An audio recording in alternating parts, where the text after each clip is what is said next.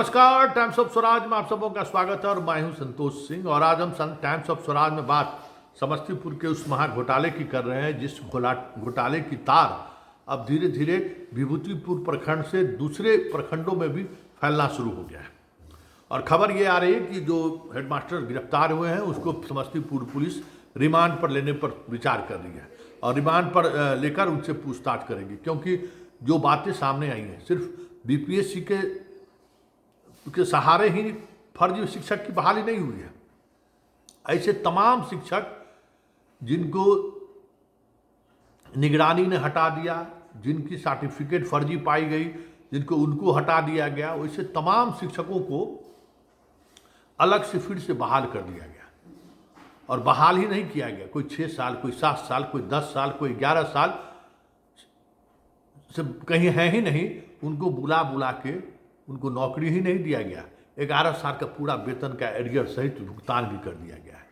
और इस मामले में अब विभूतिपुर के प्रखंड जो शिक्षा पदाधिकारी वही नहीं, स्थापना के जो पूर्व पदाधिकारी रहे हैं डीपीओ नरेंद्र सिंह या नागेंद्र सिंह जो भी हो, वो भी अब लपेटे में आ रहे हैं। जांच के दायरे में उनका कार्यकाल भी आ गया है, क्योंकि उस दौरान लगभग 70 लाख रुपए का एरियर पेमेंट हुआ है शिक्षकों का।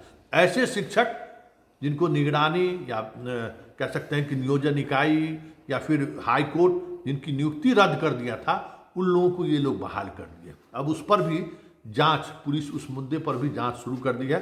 अब देखना ये होगा कि वो जांच के लपेटे में किस किस स्तर के अधिकारी आ रहे हैं। एक तो ये बड़ा डेवलपमेंट है समस्तीपुर शिक्षक महाघोटाले को लेकर। एक और डेवलपमेंट है कि समस्तीपुर के जो वर्तमान शिक्षा सेटअप है, जिस तरीके से बीपीएससी में चीज़ें सामने आनी शुरू हुई है, तो सभी प्रखंड शिक्षा पदाधिकारी को ये लिखित में एश्योर करना है कि हमारे यहाँ किसी भी तरीके की गड़बड़ी नहीं है। बीपीएससी के जो भी अभ्यर्थी हैं जिनको सरकार ने भेजा, जिनको हमने नौकरी दी है, उसमें किसी भी तरीके का फर्जीवाड़ा नहीं है, ये लिख कर देना है। इसलिए इस बार सैलरी को लेकर थोड़ा विलम्ब हो सकता है। वो उसी तरीके से नियोजित शिक्षकों में भी इस बार सभी को लिख के देना है, जितने भी प्रखंड शिक्षा पदाधिकारी है। और ऐसी स्थिति में अगर एक भी पकड़े गए जांच के दौरान, तो सीधे सीधे तौर पर प्रखंड शिक्षा पदाधिकारी जिम्मेवार होगा। ये सरकार के तरफ से भी एक स्टैंडिंग ऑर्डर निकल चुका है कि आपको शपथ लेके देना है। और ये शपथ अगर आपको शिक्षकों से लेना है तो आप शिक्षकों से भी लीजिए कि अगर आप फर्जी पाए गए, आप लीजिए लिखे कि हम फर्जी नहीं हैं। और अगर आप फर्जी पाए गए तो फिर आप पर लीगल एक्शन तो होगा ही होगा, बाकी प्रोसेस भी आपके खिलाफ चलेगा। तो ये प्रक्रिया भी शुरू हुई है और इसका असर बिहार के अन्य जिलों में भी साफ दिखने लगा है। नालंदा और मोतिहारी ने तो ऑपरेशन शुरू ही कर दिया है। अब औरंगाबाद भी इस प्रोसेस को लेकर आगे बढ़ना शुरू कर दिया है। कैसे जितने शिक्षक हैं और तमाम जिला शिक्षा पदाधिकारी और डीपीओ स्थापना को सरकार की तरफ से निर्देश भी आया है कि आप उन चीज़ों को आप एक बार फिर से वेरीफाई कीजिए कि ऐसे शिक्षक जिन्हें निगरानी ने बाहर कर दिया है, जिनको हाईकोर्ट ने अयोग्य घोषित कर दिया है, ऐसे शिक्षक क्या वाकई में, ये देखिए ये सारा खेल हुआ है दीपक कुमार सिंह जिस समय में शिक्षा विभाग के प्रधान सचिव थे, उसी समय में एक हाईकोर्ट का एक जजमेंट आया था कि जितने लोगों की का राशि पेंडिंग है वेतन का, उसको तुरंत भुगतान कीजिए। और उसी आड़ में हर जिला में ये खेल हो गया कि जितने पुराने शिक्षक जिसको हटा दिया गया था 10 साल 12 साल पहले जो हटा दिए गए थे, उसको फिर से बहाल करके उसको एरियर सहित पेमेंट किया है। और ये 60 करोड़ 70 करोड़ से अधिक है पूरे बिहार में।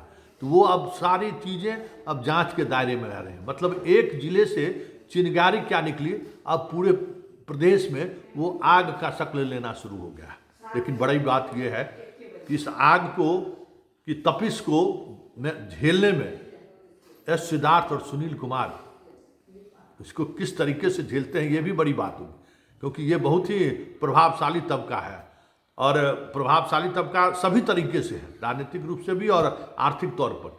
उससे टकराने की ताकत एस सिद्धार्थ और मंत्री सुनील कुमार कितने देर तक थाम सकते हैं, ये देखने वाली बात होगी। लेकिन इतना तय है कि ऑपरेशनल इलाके जहाँ पे हैं, मतलब ग्राउंड पे ये काम शुरू हो गया है। और अब जगह जगह से अलग अलग तरीके से इन्फॉर्मेशन भी आने लगा है और कार्रवाई की भी खबर आनी शुरू हो गई है। देखिए आगे आगे होता है क्या, लेकिन इतना तय है कि ये सारे जो भ्रष्टाचारी हैं ना, इनसे लड़ना जो है आसान नहीं है। इनके लड़ने के लिए हम सभी लोगों को एक साथ एक प्लेटफॉर्म पर जुटना होगा, क्योंकि ये एक ऐसा प्रेशर ग्रुप क्रिएट करने वाला सोसाइटी में है जो राजनीति को भी प्रभावित करता है। और इतना पैसा है ना, अब ड्यूटी नहीं करना है, पैसे पे पैसा है, वेतन उठा लिए 11 साल का, तो लाखों लाख रुपया उठा लिए, तो उसके पास पैसे भी है।